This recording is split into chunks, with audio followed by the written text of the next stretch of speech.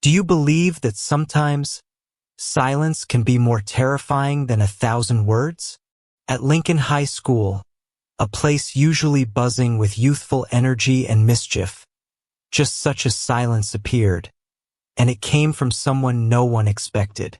That autumn, Lincoln High welcomed a new student. His name was Ethan Voss. He was tall, thin, but his bearing exuded a strange resilience, like a young oak tree weathering a storm. No one knew where Ethan came from. His past was a blank page.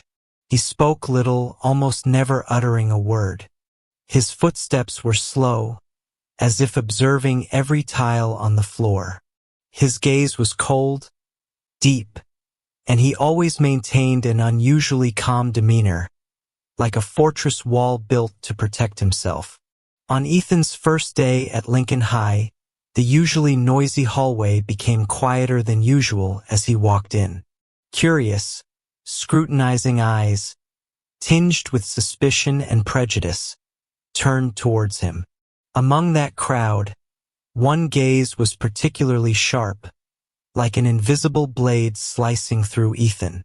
It belonged to Derek Kane, the school's unspoken ruler, a white student accustomed to things going his way. During break time, the hallway was packed with students. Ethan was walking along, quietly avoiding groups of laughing friends, when he was suddenly bumped hard on the shoulder. He staggered slightly but kept his balance. The one who bumped into him was none other than Derek Kane, surrounded by his white entourage. Normally, the victim would bow their head in apology, stammering out some explanation. But Ethan was different. He said nothing, showing no reaction whatsoever. He simply looked up, staring directly at Derek. Ethan's gaze was empty, devoid of fear or challenge. It was like an endless void, absorbing all the surrounding noise. An eerie silence fell over the hallway. Derek's friends chuckled softly, but in their laughter, there was a hint of awkwardness, a vague feeling of unease. Derek, sneering, his voice full of arrogance. "Hey, black kid, don't you know the rules around here? Just arrived and already acting like you own the place?" Derek expected fear, embarrassment, even a plea, but Ethan only tilted his head slightly, a small movement that conveyed a chilling indifference. He remained silent, his eyes still fixed on Derek. The air seemed to freeze. Time seemed to stand still. The awkward silence in the hallway after Ethan's unwavering gaze left Derek and his crew feeling deeply unsettled. The usual order of Lincoln High had been subtly disrupted. The moment stretched, thick and uncomfortable. Derek, accustomed to immediate deference and fear, found himself staring into a void. Ethan's lack of reaction, his silent defiance, was a foreign concept in Derek's world. His friends, who had initially chuckled, now exchanged uneasy glances. Something felt off. The usual power dynamic had been momentarily suspended. Derek, trying to regain control, forcing a laugh. "What's wrong, tough guy? Cat got your tongue? You think you're too cool to even acknowledge me?" Ethan simply continued to look at Derek, his expression unchanging. The silence persisted, amplifying Derek's growing frustration. He felt a prickle of anger, not just at being ignored, but at the unsettling feeling that this new kid wasn't playing by his rules. Friend of Derek, whispering to Derek, "Dude, what's his deal? He's not even flinching." Derek, gritting his teeth, "I don't know, but he's gonna learn. Nobody looks at me like that and gets away with it." Ethan finally broke the gaze, slowly turning and continuing down the hallway as if the encounter had been nothing more than a minor inconvenience. This casual dismissal stung Derek more than any insult. His authority had been challenged, not by a fight, but by an unnerving silence. The rest of the day, Derek couldn't shake off the encounter.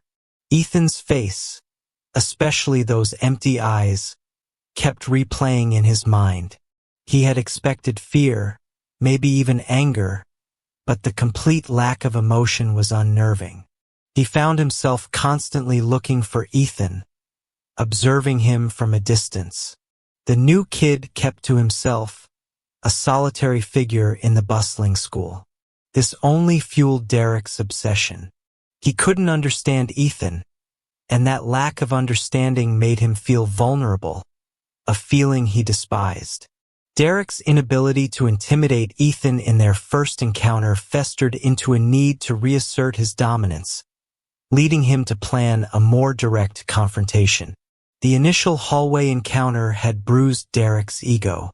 The whispers among his friends, the subtle looks of curiosity from other students, all reminded him of the newcomer's silent challenge. He couldn't let it stand. He needed to prove that he was still in control, that Ethan was just another student who would eventually bow to his authority. The fact that Ethan was a black kid who didn't fit the stereotype of being easily intimidated only added fuel to Derek's fire, tapping into his own ingrained prejudices. Derek, talking to his friends after school. That Voss kid, he thinks he's something special. Ignoring me like that in front of everyone. I'm not going to let him disrespect me. Friend of Derek. What are you going to do, Derek? He doesn't seem like the type to back down. Derek, smirking. Oh, he'll back down. Everyone does eventually. We just need to show him what happens when you don't know your place. We'll catch him after school, where there aren't so many prying eyes. Derek and his crew waited near the parking lot, their anticipation growing as the school emptied. They spotted Ethan leaving alone, his head slightly bowed as he walked towards the street. This was their chance. Derek, nodding to his friends. All right, let's go. Time to teach the new kid a lesson. The unsettling encounter in the parking lot. Ethan was walking home alone. Suddenly, a sleek black sports car screeched to a halt in front of him. Derek Kane stepped out, accompanied by two hulking white members of his gang, their faces full of challenge and disdain. Derek, leaning against the hood of the car, looking down at Ethan with a sneer. What do you think you're doing walking around like you own the place, huh? You think you're something special, black boy? Ethan stopped, looking directly at Derek. It was the same gaze, no fear, no anger, no emotion whatsoever. Just an empty stare, as deep and unfathomable as a bottomless abyss, seeming to pierce through Derek's confident facade. Derek, feeling a strange unease. I'm talking to you. Are you deaf or something? Don't you understand English, boy? One of Derek's white cronies yelled, trying to break the tense silence and show his support for their leader. Ethan simply blinked slowly, a small movement that sent a chill down Derek's spine. Derek, wiping a bead of sweat from his forehead, his voice slightly shaky. You got a problem? Why don't you ever say anything? Can't you see I'm talking to you? Ethan remained silent, his gaze unwavering. The silence stretched, becoming suffocating. Derek, who had always been confident in his dominance, felt a strange helplessness for the first time, and a nagging doubt about his ability to control the situation. Derek and his gang stood there for a few more moments, trying to provoke any reaction from Ethan, but he maintained his cold and silent demeanor. Finally, Derek gritted his teeth, gesturing for his friends to get back in the car. The car roared away, leaving Ethan standing alone on the deserted road, the shadows beginning to lengthen. Derek, muttering to himself in the car. That look, what does it mean? Why did I feel like I was the one being threatened? I can't let this go. Haunted by Ethan's silence and strange gaze, coupled with the confusion and unease after their encounter in the parking lot, Derek became determined to uncover the truth about the quiet black newcomer's past. That night, Derek couldn't sleep. The image of Ethan's empty gaze and the chilling feeling it evoked haunted him. Curiosity, annoyance, and a growing sense of dread compelled him to find out everything he could about the mysterious new student. He scoured social media, searched the internet, questioned his acquaintances, trying to gather any information about Ethan Voss. And then, finally, he found something. A few old news articles, blurry video clips of professional fighting matches. And among them, a familiar name, Ethan Voss. Derek, staring wide-eyed at his phone screen. No way. This can't be real. The article spoke of a promising young black talent in the fighting world. A cold, powerful, and ruthless warrior in the ring. They called him the Silent Storm. But then, abruptly, his promising career ended after an incident that wasn't detailed, only that it had caused him to leave the fighting world for good. Derek, muttering, his hand instinctively tightening around his phone. Holy crap, who are you? A professional fighter? A real fighting machine? Why are you even at this damn school? Why are you so silent? What are you hiding? Derek was stunned. He had thought Ethan was just a timid kid, an easy target to bully, someone he could easily push around simply because of his different skin color. But the truth was completely different. Ethan wasn't weak. He simply chose not to react, perhaps because of some past trauma that had led him to withdraw into himself. But why would a professional fighter choose silence in a high school? What was the secret behind Ethan's silence? Derek felt a growing sense of anxiety and unease.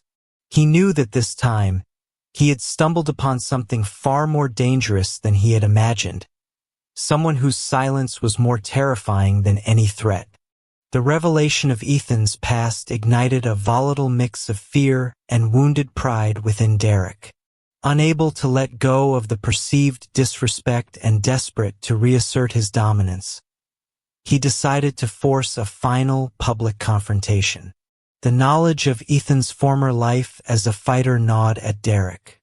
The idea that he had been so easily dismissed by someone with such a hidden capability was unbearable. He couldn't let the school think he had backed down from a new kid, especially a black kid who had shown him no fear. He needed to prove that his reign at Lincoln High was absolute. Derek, to his friends, his voice tight with anger. That Voss. He thinks he can just come in here and act all high and mighty. He embarrassed me in the parking lot with his silence. Everyone probably saw it. Friend of Derek. Maybe you should just leave him alone, man. You saw those articles, he's a pro fighter. Derek scoffs. So what? This isn't some ring. This is my school. And no one, not even some silent freak, gets to make me look like a fool. We're gonna settle this right here, right now, where everyone can see who's really in charge. Derek sought out Ethan during lunch break, finding him sitting alone at his usual corner table in the cafeteria. He marched over, his friends trailing behind him like shadows. Derek, slamming his hand on Ethan's table, making the few students nearby jump. Voss, get up. We're not done here. Ethan slowly looked up, his expression as unreadable as ever. He didn't say a word, but his gaze held a certain weight that made Derek hesitate for a fraction of a second. Derek, trying to mask his unease with aggression. Don't just sit there staring. We're going to the football field. Right now. Everyone needs to see what happens when you mess with me. Ethan wordlessly stood up, his tall frame towering over Derek. He followed Derek out of the cafeteria, the other students watching with a mixture of fear and morbid curiosity. On the football field, a small crowd had gathered, drawn by the commotion. Derek stood facing Ethan, his fists clenched, his face flushed with anger and a hint of nervousness. Derek, pointing a finger at Ethan, "This is your last chance to apologize for your attitude, for disrespecting me. Just say you're sorry and maybe I'll let this slide." Ethan remained silent, his eyes fixed on Derek. The wind rustled through the empty bleachers, the silence amplifying the tension in the air. Derek, his voice rising, "You're not going to say anything? Fine. Then you asked for this." Derek lunged forward, raising his fist to strike. But in that instant, Ethan moved. It was lightning fast, precise, almost imperceptible. A subtle shift of his weight, a slight tilt of his head, and a swift, fluid motion of his arm. Derek, yelping in pain. Derek felt his wrist lock in an iron grip. A searing pain shot up his arm, forcing him to his knees. The crowd gasped, a stunned silence falling over the football field. They had expected a fight, a brawl, but this was over in a matter of seconds. Ethan, his voice a low whisper, his gaze piercing. "Have you ever felt fear? Real fear? The kind that makes you realize you're not in control?" The entire schoolyard was silent. Derek looked up into Ethan's eyes, and for the first time, he saw not emptiness, but a cold, knowing intensity. He saw his own fear reflected back at him, the fear of being powerless, the fear of being the prey. Ethan didn't punch, didn't kick, didn't deliver a single blow. He simply held Derek's wrist in a vice-like grip, his quiet question hanging in the air like a threat. The power dynamic had shifted completely. Derek, the bully who thrived on the fear of others, was now the one trembling in fear. After a long, silent moment, Ethan released Derek's wrist and stepped back, his gaze never leaving him. Derek remained kneeling on the ground, clutching his throbbing wrist, the weight of his fear crushing him. From that day forward, Derek Kane vanished from his self-proclaimed throne. He was no longer seen terrorizing the hallways, no longer heard spewing hateful words. He kept to himself, a shadow of his former arrogant self. The dark cloud that had hung over Lincoln High had lifted. Ethan Voss did nothing more. He continued his quiet routine, a silent observer in the bustling school. But his presence had fundamentally changed the landscape. People learned that silence didn't equate to weakness, and that true strength could manifest in unexpected ways. They realized that judging others based on appearances or preconceived notions, especially racial stereotypes, could lead to profound miscalculations. This story teaches us that the quietest person is not always the weakest. Sometimes, silence is a shield, a sign of inner strength, or a warning you should heed. As the saying goes, still waters run deep. Never underestimate those who choose their words carefully, for their actions may speak volumes. If you found this story thought-provoking, please give it a like, share it with your friends, and subscribe to our channel for more compelling narratives. Now, why not check out another one of our videos? I promise you won't be disappointed.